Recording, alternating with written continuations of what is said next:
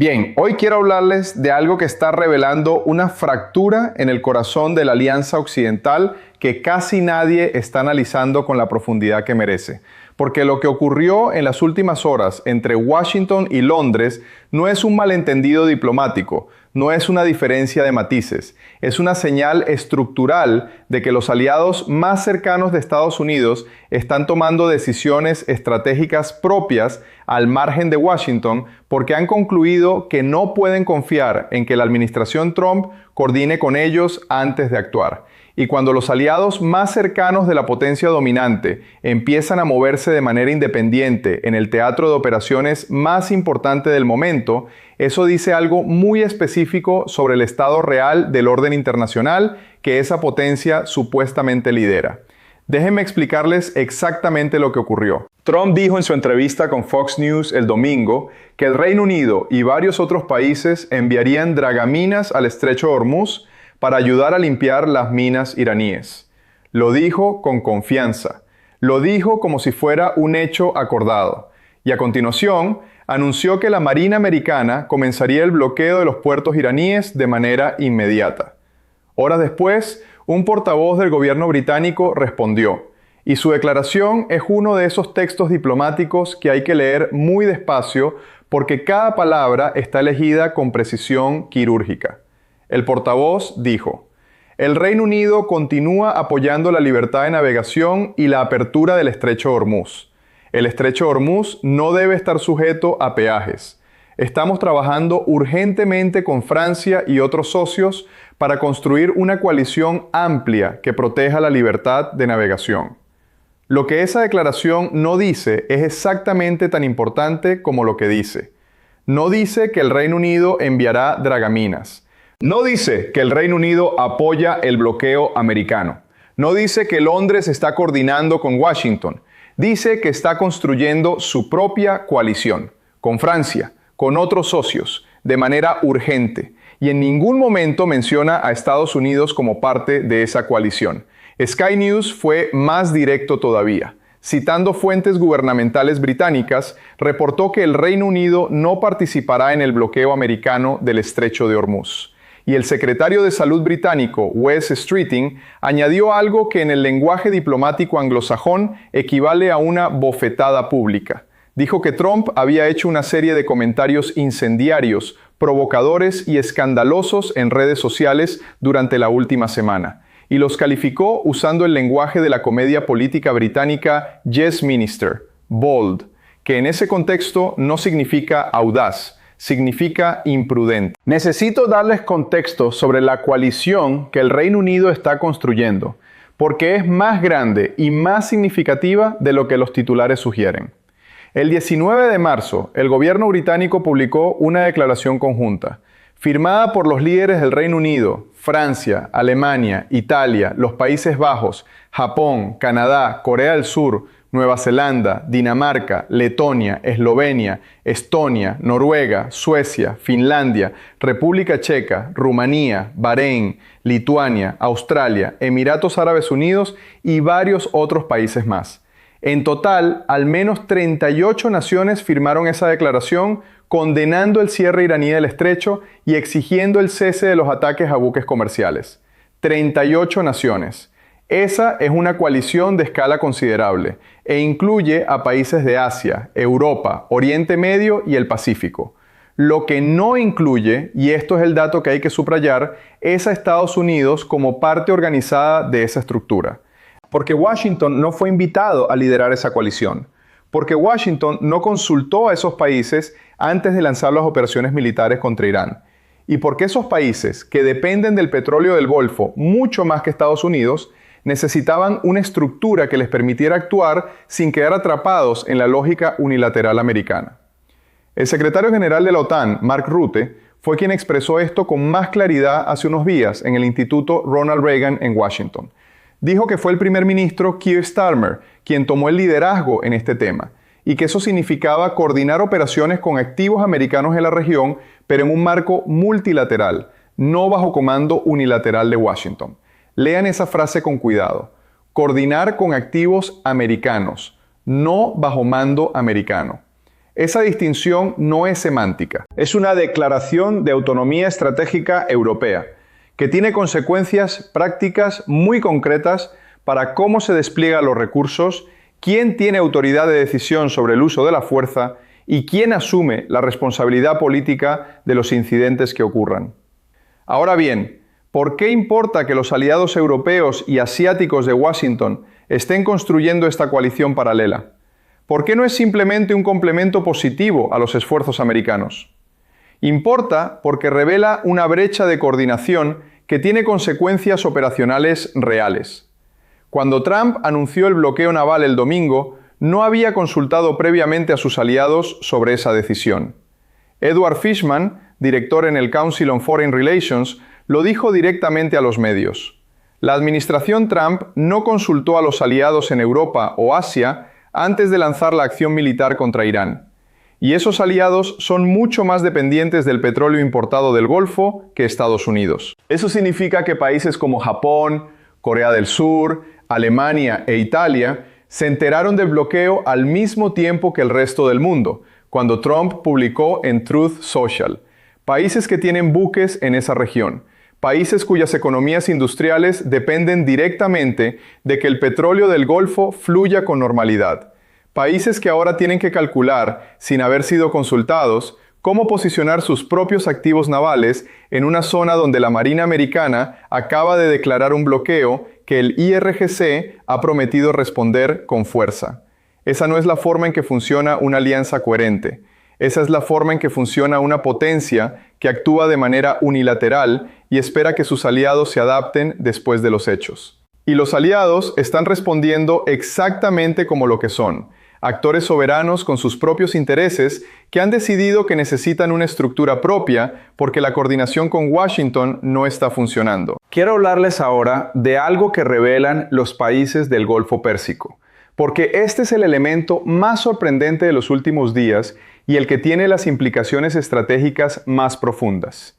El Wall Street Journal reportó esta semana que Arabia Saudita, Qatar y los Emiratos Árabes Unidos, que son algunos de los mayores compradores de sistemas de armamento americanos, están empezando a diversificar sus compras de defensa.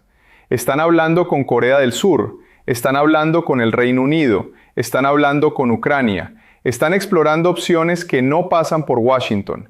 Piensen en lo que eso significa. Estos son los aliados regionales de Estados Unidos, los países desde cuyos territorios se apoyaron las operaciones contra Irán. Los países que llevan décadas construyendo su seguridad alrededor de la garantía militar americana. Y están empezando a buscar alternativas porque han concluido, después de 6 semanas de conflicto, que la garantía americana no es tan confiable como creían. Los Emiratos han visto sus rutas comerciales interrumpidas. Kuwait tiene el 70% de su suministro alimentario bloqueado. Qatar tuvo que declarar fuerza mayor en sus contratos de gas. Bahrein recibió un préstamo de emergencia de los Emiratos para sostener su moneda.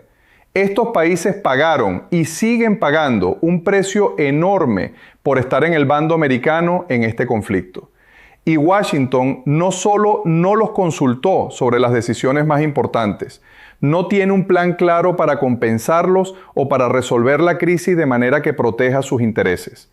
Cuando los aliados empiezan a comprar armas a otros proveedores, eso no es un dato comercial, es un barómetro de confianza política.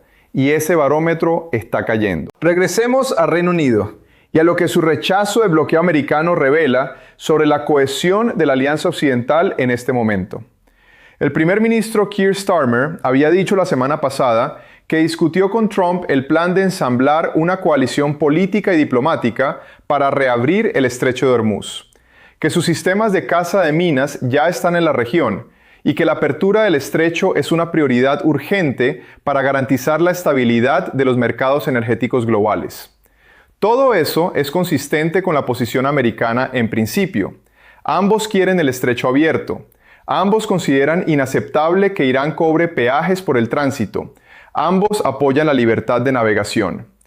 Pero en el momento en que Trump anunció el bloqueo naval unilateral, el Reino Unido tomó distancia de manera explícita, porque un bloqueo naval americano de los puertos iraníes y una coalición multilateral para proteger la libertad de navegación son dos cosas estructuralmente diferentes, con implicaciones legales, diplomáticas y operacionales completamente distintas. Un bloqueo naval unilateral es un acto de guerra en derecho internacional. Requiere justificación bajo el derecho de la guerra, crea responsabilidades legales para los países que lo apoyan y pone a esos países en posición de confrontación directa con China, India y otros actores que tienen buques en esa zona operando bajo acuerdos con Teherán. Una coalición multilateral para proteger la libertad de navegación es una operación de escolta y desminado con fundamento en el derecho internacional del mar. Es lo que hicieron Estados Unidos y sus aliados en el Golfo Pérsico en los años 80 durante la guerra entre Irán e Irak, cuando escoltaban buques kuwaitíes bajo bandera americana para protegerlos de los ataques iraníes. Esa operación tenía base legal, tenía consenso internacional y fue relativamente efectiva.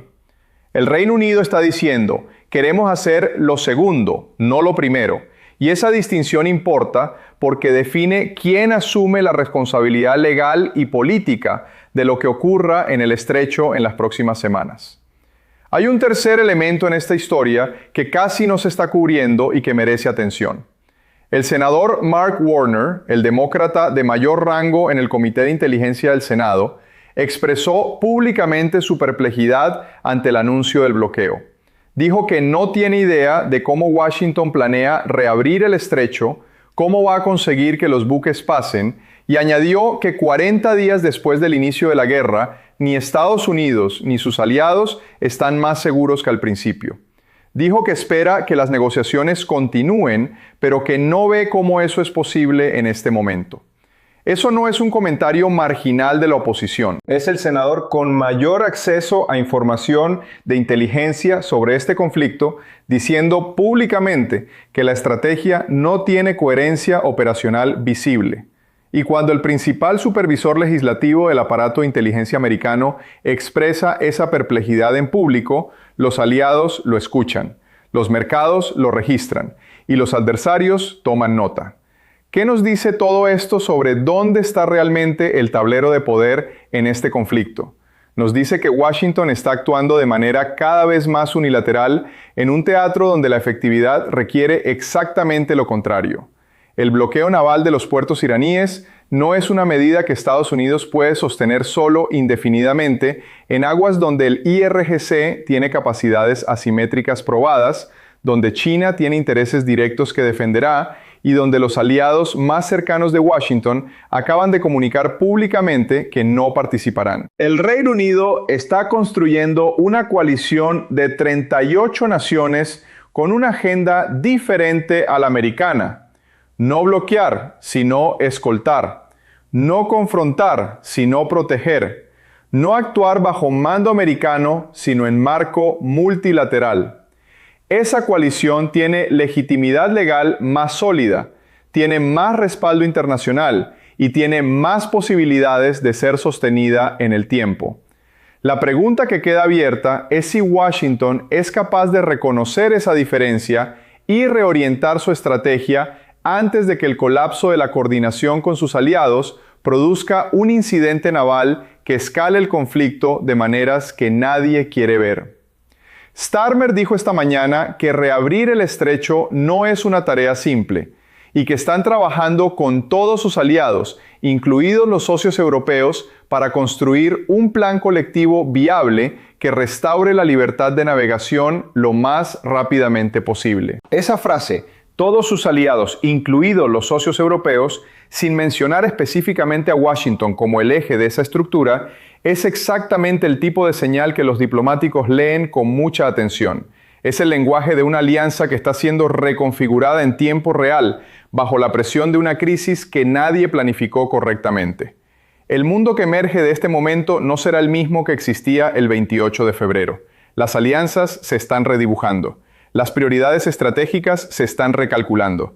Y los países que creían que podían depender de Washington como coordinador principal de su seguridad, están construyendo alternativas, no porque quieran, sino porque la forma en que esta administración toma decisiones los ha dejado sin otra opción. Sigan mirando esto, porque la fractura entre Washington y sus aliados más cercanos en el momento más crítico de este conflicto es la historia que va a definir el orden internacional de la próxima década. Y cuando veamos cómo evoluciona la coalición británica y qué decisión toma China con sus buques en el Golfo de Omán, volvemos con todo el análisis.